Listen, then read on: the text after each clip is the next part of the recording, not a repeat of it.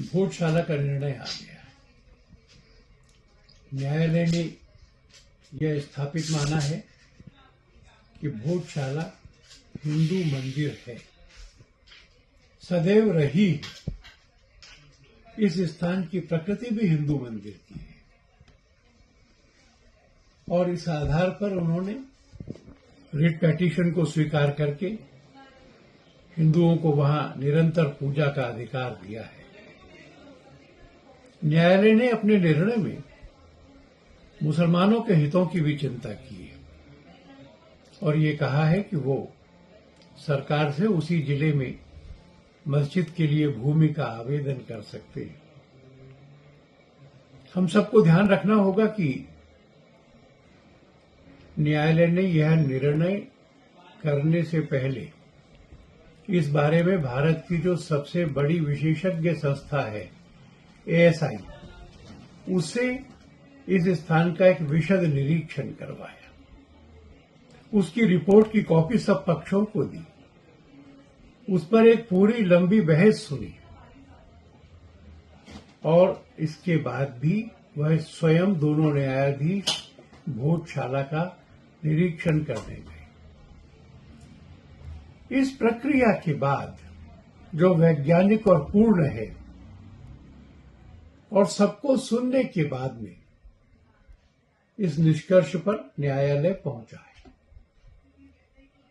मैं समझता हूं कि इस निर्णय का सब लोगों ने स्वागत करना चाहिए, इसको स्वीकार करना चाहिए। मैं यह भी चाहूंगा कि यह केवल मंदिर न रहे, बल्कि जैसे पुराने काल में संस्कृत और धर्म ग्रंथों के अध्ययन का जो विशाल केंद्र था, एक बड़ी यूनिवर्सिटी थी, वैसा होने के लिए सरकार और समाज वहां मिलकर कदम उठाएगा। यहाँ का जो आध्यात्मिक ऊर्जा है, शिक्षा और ज्ञान का प्रकाश है, यह यहाँ से सारे विश्व में फैलेगा।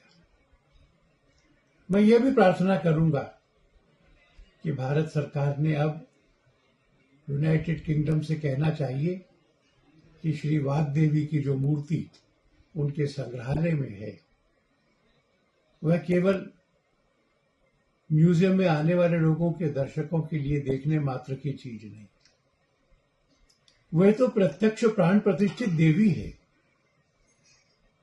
और सरकार प्रयत्न करके उसको वापस लाए, उसकी पुनः प्राण प्रतिष्ठा भोजशाला में ही हो, ज्ञान का विज्ञान का पूजन हो, अभ्यास हो।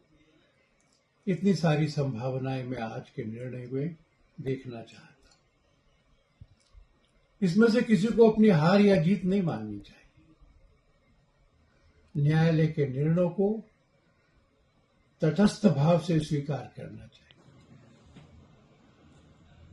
ये शोरगुल का मौका नहीं है। शांत मन से अपने अंदर झांक करके वाग्देवी मां सरस्वती को प्रणाम करने का यह अवसर है। ऐसा ही इस निर्णय को मैं समझता हूं।